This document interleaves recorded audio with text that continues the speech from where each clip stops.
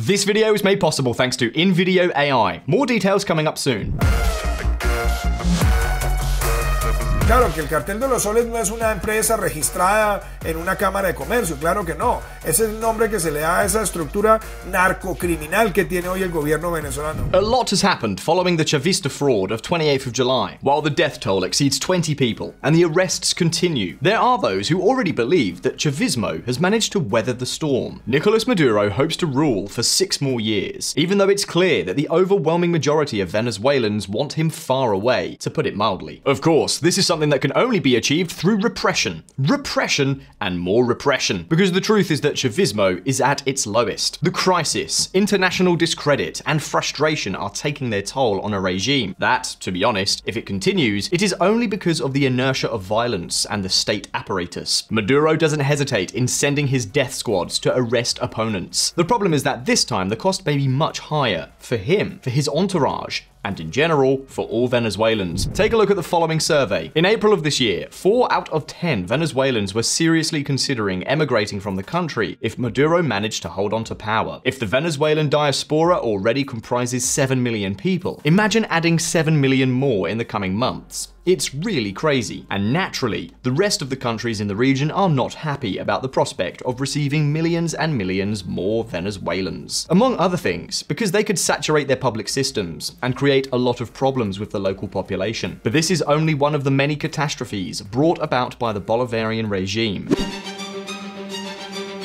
We are talking about a country that has become an epicenter for narcotics trafficking. Venezuela serves as a refuge for various Colombian paramilitary groups that are refusing to participate in the peace processes underway in Bogota. According to some reports, it's even been serving as a base for the interference of Hezbollah cells in Latin America for years. And all this without mentioning the repression and the wave of denunciations of crimes against humanity that the regime leaves in its wake. Well, if we add to all this the migratory tsunami, we can get an idea of why Venezuela has become a nightmare, not only for Venezuelans themselves, but also in a way for all of Latin America. Chavismo will now face a tough battle to stay in power, and it's right at this point where we have asked several questions. Has Maduro come out unscathed? Or has this only just begun? What would need to happen for us to see a crack that could break Chavismo open once and for all? How far will the repression go? Well, we're going to see all of this and more. But before, first off, as someone who's been creating YouTube videos for a few years, there's a lot happening behind the scenes to make it all possible. Recently, I came across a tool called InVideo AI. It's the most widely used AI video creator globally, with over 10 million users in more than 150 countries. But it's better if I show you with an example. Just ask InVideo to create a 3-minute video for YouTube. For example, about how Russia battles to avoid running out of planes, a topic we talked about a few days ago. Russia's aviation industry is facing unprecedented challenges since the imposition of Western sanctions in 2020. And if something doesn't quite meet your expectations, you can always make detailed edits as needed. Simply go to the edit command box and type in your request. For example, you can translate to Spanish and add subtitles. It's that simple. Moreover, you can clone your voice and use it to narrate videos in your own voice, in any language. By clicking the link in the description, the pinned comment, or the QR code on the screen, you can create up to 4 videos for free on InVideo. However, they will have a watermark. For just $20 a month, you'll get full access. And if you use our code, VisualPolitik50, you will get twice the number of video generation credits in your first month. It's much more affordable than the cost of all the tools separately. Remember, it also includes a vast library of royalty-free material. Thank you very much to InVideo AI for sponsoring this video, and let's continue with today's content. The war on social media networks. VisualPolitik community, it's only August, but Nicolás Maduro decided to bring Christmas forward in Venezuela. Only this time, the Venezuelan Santa Claus is not coming with gifts, but rather to take away opponents. Of course, we are talking about the Tuntun operation. We've already told you that there are no people of peace. Look at this. Fear in Venezuela. How is the Tuntun operation that pursues opponents based on anonymous complaints? The complaints, all anonymous, are received through a mobile application of the Directorate of Military counterintelligence. Anyone can file a complaint. Arbitrary detentions are accumulating amidst complaints from family members. The regime of Nicolás Maduro encourages night raids, looking for opponents and dissidents, but particularly those citizens who were poll watchers in the last elections. Chavismo has gambled on spreading terror so that no one dares either to participate in new demonstrations or to collaborate with opposition groups. It seems clear that the fact that the opposition was able to organize itself to get hold of the minutes and publish them, that it managed to strongly denounce the regime to the rest of the world, and that it got the overwhelming support of the majority of Venezuelans has set off all of the alarms in Miraflores. And so, although freedoms in Venezuela have been limited for several years by a repressive apparatus, this time the situation has gotten much worse. The regime now boasts of wanting to set up 2 centers for re-educating opponents and putting them to work making roads. The Bolivarian gulags? What's more, as we've seen in previous videos, Maduro, Cabello, and company insist that they will go to the ultimate consequences in order to restore peace. And they no longer even talk about avoiding demonstrations in the streets. The regime's objective now is to silence the voices of Venezuelans in all spaces. And when we say all spaces, we mean all spaces. Que es el primer golpe de Estado ciberfascista criminal que se ensaya precisamente contra Venezuela. Utilizaron el proceso electoral para montar los comanditos, para instalar el odio a través de TikTok e Instagram. Acuso a TikTok y acuso a Instagram de su responsabilidad. Elon Musk es el dueño de X y ha violado todas las normas. Sacar la red social X, antes conocida como Twitter, durante 10 días de circulación en Venezuela. The Venezuelan regime has delegated the design of solutions to reverse this cyber-fascist coup d'etat orchestrated by the empire to the armed forces. And although it may sound conspiratorial, the reality is less picturesque. Chavismo has initiated an intense digital surveillance that will allow it to arrest citizens just for expressing opinions on social media. Crazy. Repression has never been so extensive. And we're not even talking about posts on Instagram or Facebook. Chavismo has even declared itself an enemy of WhatsApp. A través de teléfonos, códigos Colombia, Perú, Chile y Estados Unidos están atacando a la juventud. Todos los 5 poderes están bajo ataque de WhatsApp.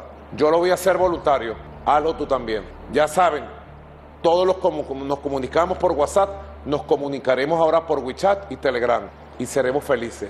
And remember that in a country where more than 7 million people have been forced to emigrate, to mess with social media networks or digital media is no mean feat. It means putting at risk the only means millions of citizens have to contact their families. In fact, this idea is often overlooked, but it is not insignificant. The regime is telling Venezuelans that if they do not calm down, they will block the only way they have to talk to their children, siblings, grandchildren, and friends who have left the country. If you look at it from this perspective, Maduro's actions are much more cruel. There's no joke about the war on WhatsApp and other networks.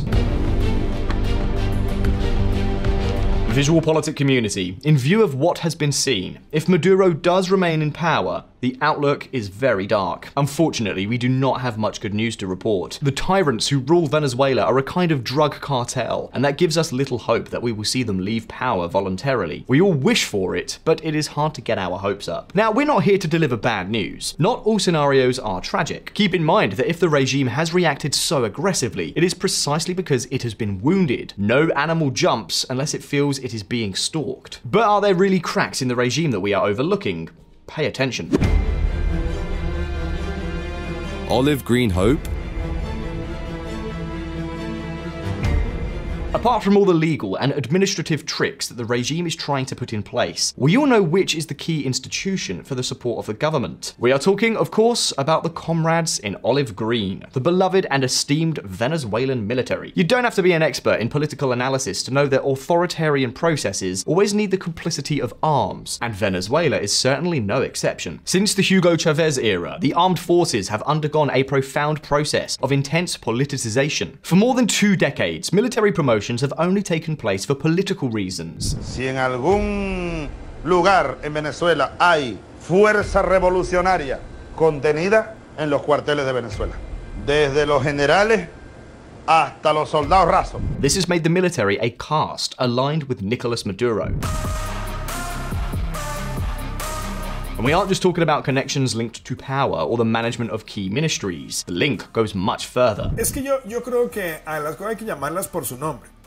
A ver, primero, ¿quiénes están buscados por la justicia de Estados Unidos? Nicolás Maduro, ahí está Diosdado Cabello, ahí estaba Tarek El Aissami, entre otros. ¿Y por qué los están acusando? Ellos los están acusando por crímenes de lesa humanidad. Las acusaciones que tienen ante la justicia de los Estados Unidos son por los delitos de narcotráfico. VisualPolitik viewers, the Venezuelan government paved the way for various drug trafficking networks to enter the country, which allowed them to open up new sources of income for the military high command. This makes the Chavista civil-military link unique and almost incomparable with other dictatorships.